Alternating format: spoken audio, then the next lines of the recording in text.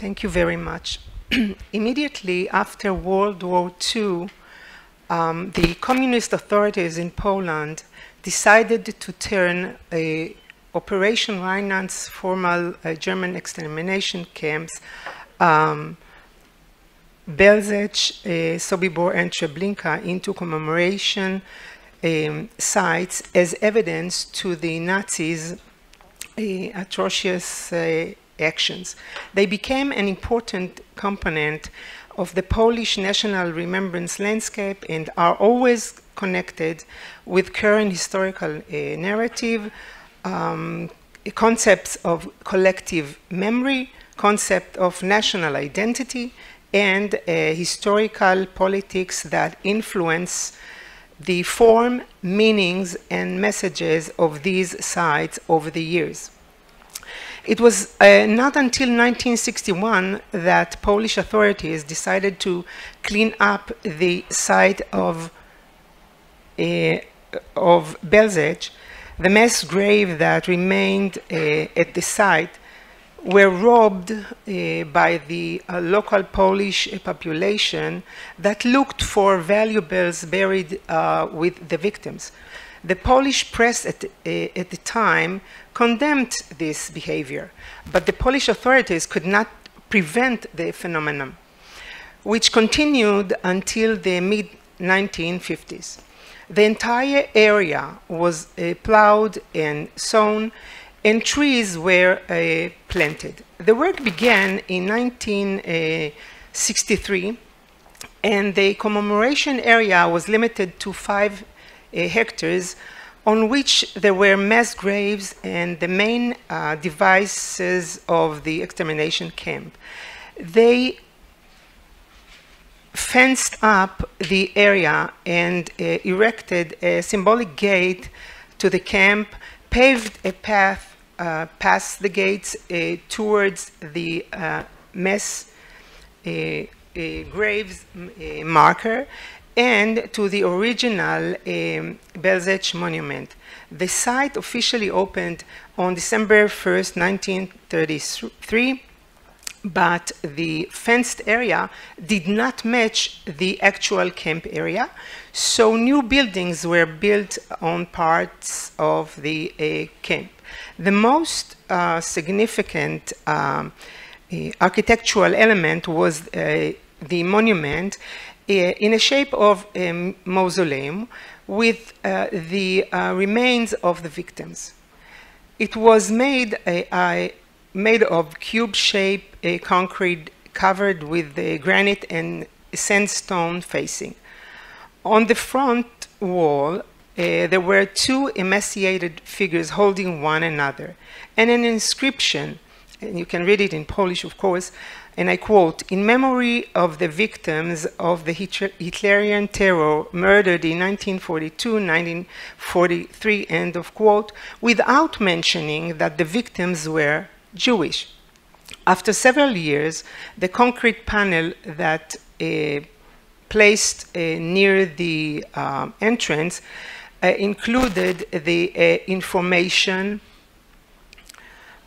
in memory, the inscription, "In memory of the victims of the Hitlerian," in this place from February to December 1942, there was a Hitlerian extermination camp in which 600,000 Jews from Poland and other European countries and 1,500 Poles helped Jews suffered a martyr's death, end of quote.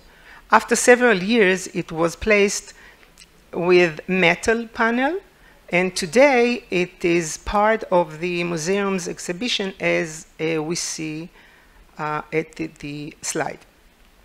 In the early 1990s, immediately after Poland's liberation from Soviet rule, several surveys of the camp were conducted to determine the size and location of the camp and to discover new details about the activities there. In 1997 and 1998, and archaeological examination was done by a Polish team in which remains of the railroad tracks and several buildings were found.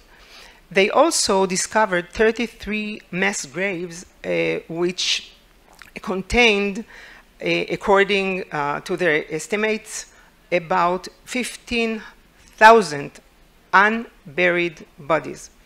In 1995, an agreement between the Polish government and the Holocaust Memorial Museum in Washington was signed to create a commemoration for the murdered victims in Belzec.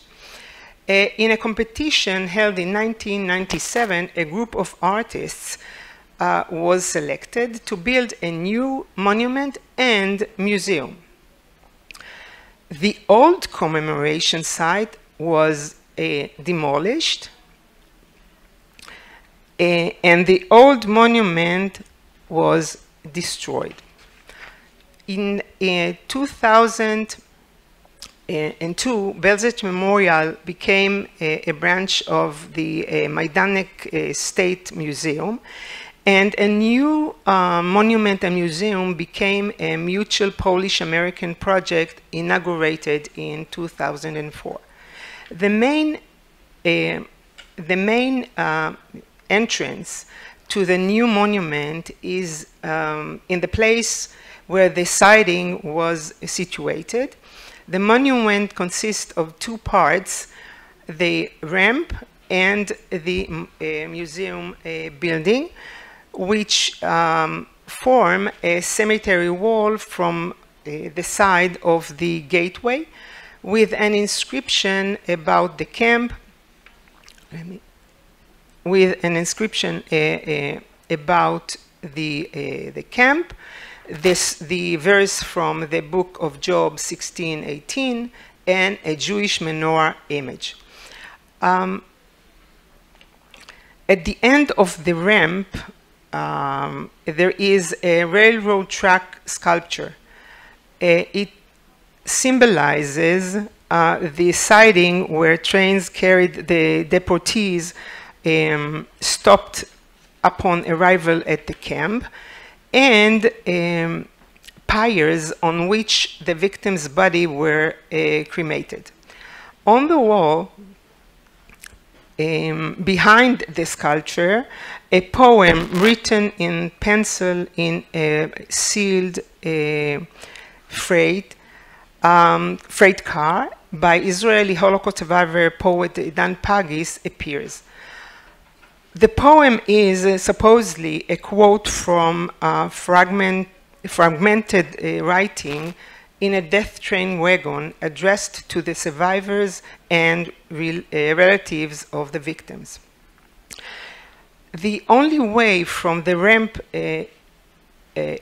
is the road leading to the crevice, which resembles a creek in the ground. The cast iron platform depicts expressive lines arranged in a, it's this one, in the shape of the Star of David. It delineates the symbolic border between life and death. The sword walls, which give the impression of immersing in the ground, render the horror of one of the largest graves in the world. In the end, there is a granite wall containing an engraving, a quotation from the book of Job, together with stone plaques containing symbolic names of victims in front of the place of reflection on the tragedy of the Jewish people who died in the camp. The exit leads to stairs to the left and to the right. A concrete graduated path runs through the stone pile. It includes cast iron names of the towns from which people were deported to Belzec. A small, well-designed museum was added to the right of the entrance, and the main responsibilities are documentation and commemoration of the victims of Belzec. After World War II, Sobibor and its history were also forgotten for nearly 20 years. It was the trial of 10 former Ukraine guards in April 1963 in Kiev who were found guilty that brought Sobibor to public attention. Engineer Romuald Delewski, a Polish urban developer, was the initiator of the Sobibor original commemoration concept. In 1965, a memorial wall was with a large sign, Sobibor, was situated on the spot of the railroad train to the camp. In the beginning, there were only 4 metal slabs in English, Yiddish, Hebrew, and Dutch. Later, German, French, and Polish slabs were added, with information about the camp, ending with the quote from the book of Job. A cast iron statue by Mieczysław Welter portraying a huge agonized woman with a child placed on the ground as a tribute to the Jewish mothers murdered with their children without being able to protect them or save them. Next to it, a column referring to the gas chambers, and a mound of the ashes and crushed bones of the victims. All these elements situated according to the information at that time, based on testimonies, documents, excavations, etc. In 1993, on the 50th anniversary of Sobibor uprising, a museum was established as a branch of the Włodowa Museum.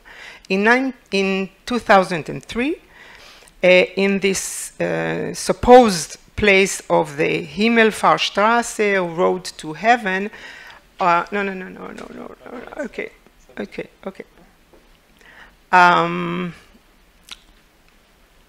Now you made me, you mixed me up. Okay, I would say that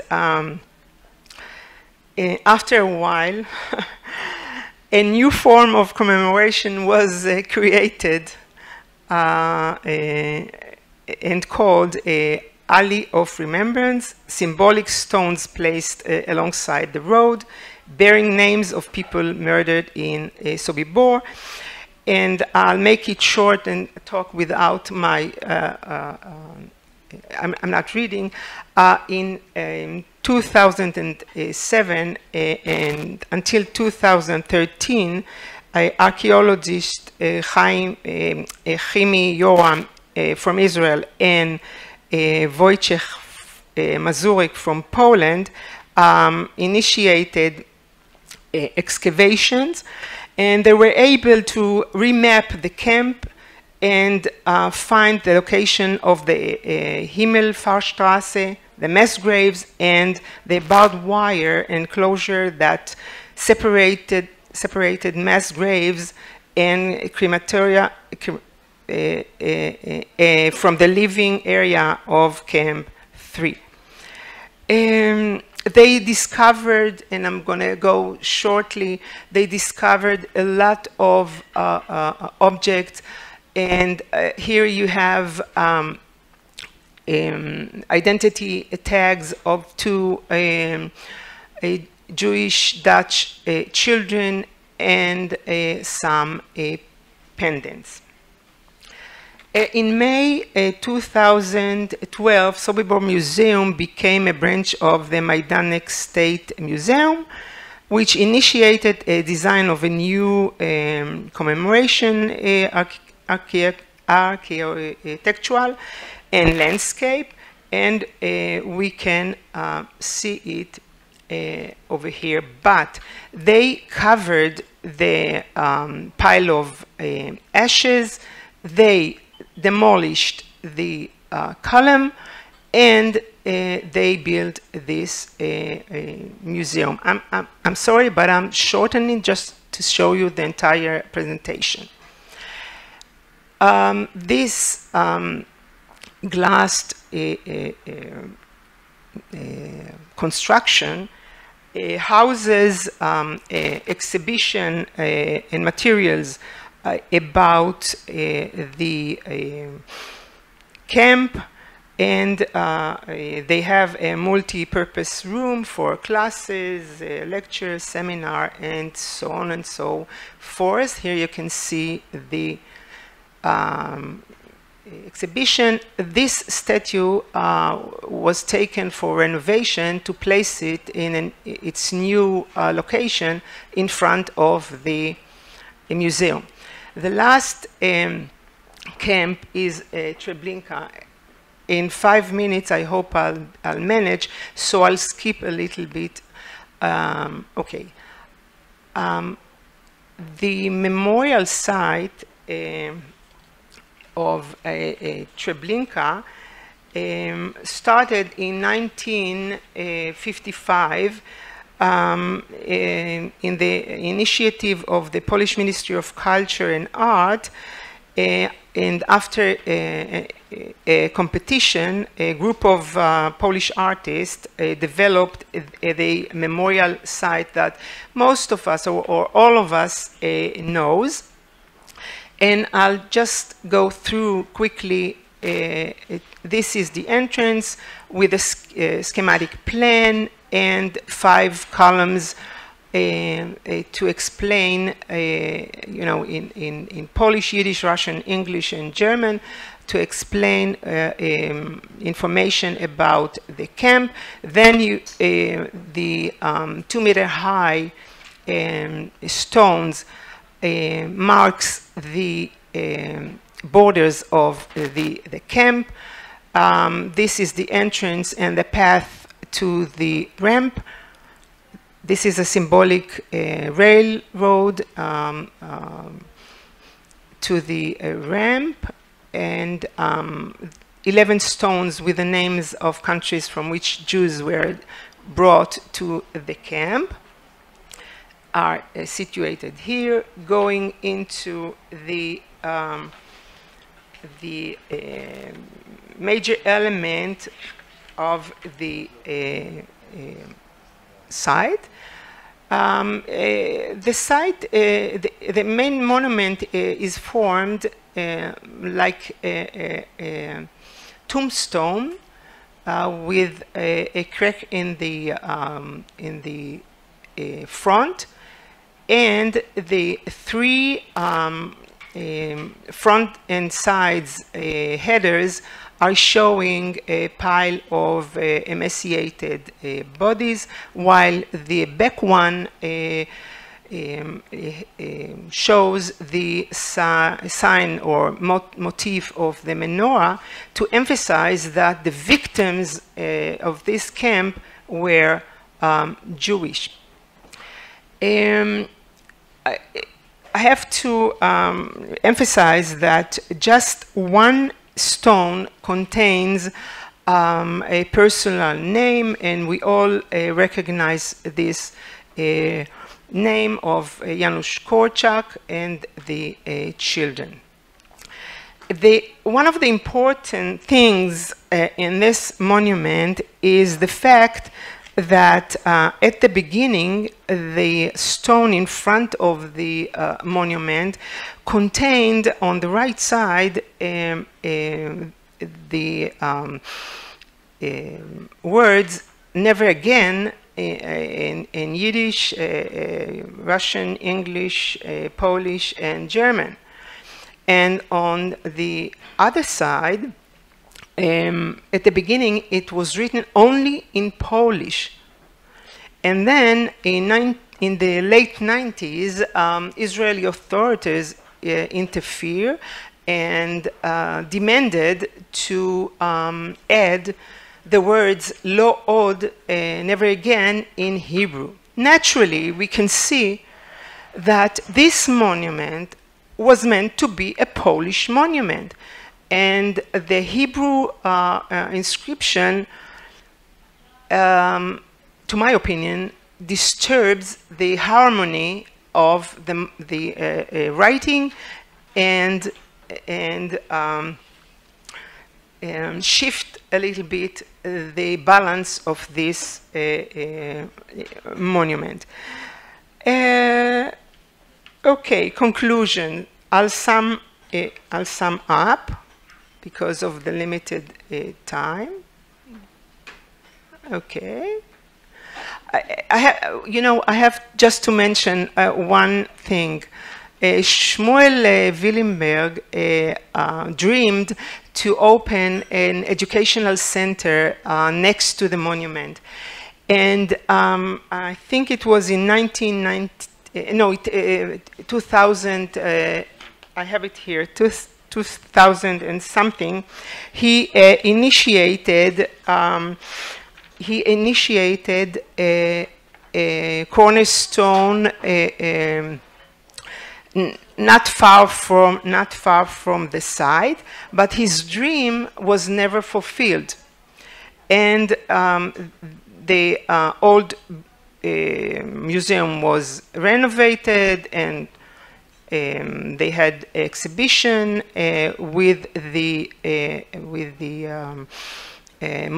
model of the camp and other elements that were found on the ground. And lately, yes, lately a competition, design of competition was held, and this will be the next museum in Treblinka, and Willenberg's statues will placed in one of the. Yeah, this is my last thing. Just the sentences. Can I read it? Yes. Thank you. This is the last one. The commemoration in all sites began only 20 years after the end of World War II, emphasizing the Nazis' horrible action. In the early 2000s, a change of commemoration approach began, influenced by the wave of new Holocaust museums in the US and Israel, and research and archaeological excavations. In Treblinka, the old commemoration remained, but in Belzec and Sobibor, it was destroyed. A new museum with new findings was built in the 3 commemoration sites, presenting the Polish national attitude towards the Holocaust. Thank you so much.